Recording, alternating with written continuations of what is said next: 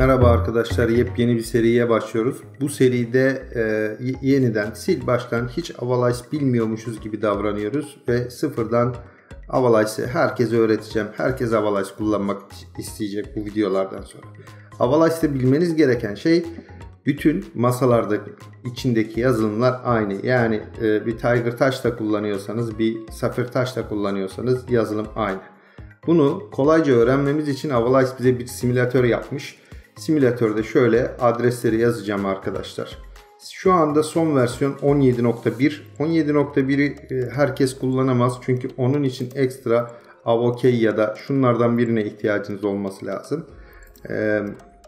O nedenle biz nasıl indireceğiz onu öğreteceğim. Önce bilgisayarınıza kuracağız. Beraber kuracağız arkadaşlar. Ne yapıyoruz? Hemen Avalice'in sitesine giriyoruz. Verdiğim linkten Register kısmına basıyoruz arkadaşlar. Buradaki formu doldurup bir tane hesap oluşturuyoruz arkadaşlar. Sonra şu verdiğim linke giriyoruz. Buraya ne yazalım? PC yazdık, çıktı zaten. Versiyonlar çıktı.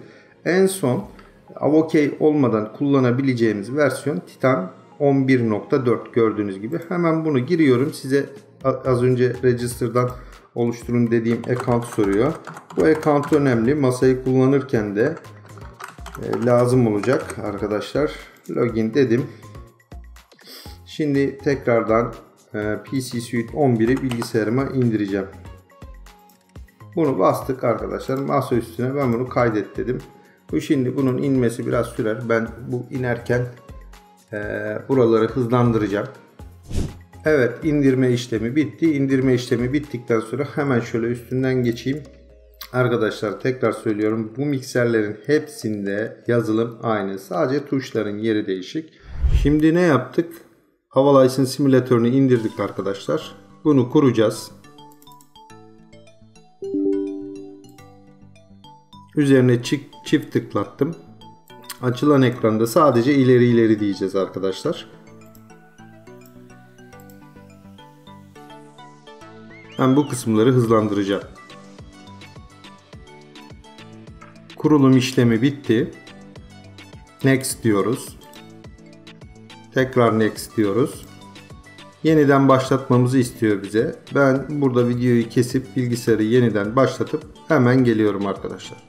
Kurulum işlemi de bitti. Kurulum işlemi bittikten sonra kısa yolunu masa üstüne koyacağım. Burada çıktı zaten.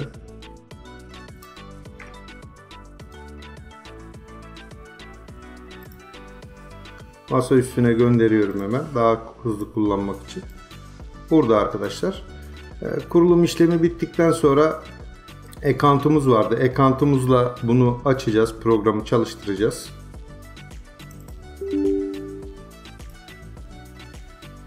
İlk başlangıç ekranı bu şekilde gözüküyor. Burada Sapphire Touch, burada Arena, Pearl Expert, Tiger Touch, Quartz, Titan Mobile ve Titan One var. Hepsi aynı arkadaşlar. Sadece tuşların yeri değişik. Bilgisayarda kullanım için, şovlarınızı hazırlamak için T1'i tercih edin. T1'i başlattım. İzin veriyorum.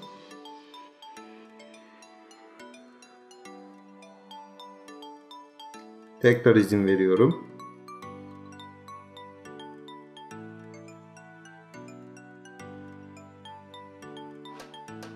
Böyle bir ekran gelecek. Bunu kabul ediyoruz. Lisans gerekli diyoruz. İnternet aktivasyonu diyoruz. Buraya az önceki şifremizi yazıyoruz. Enter.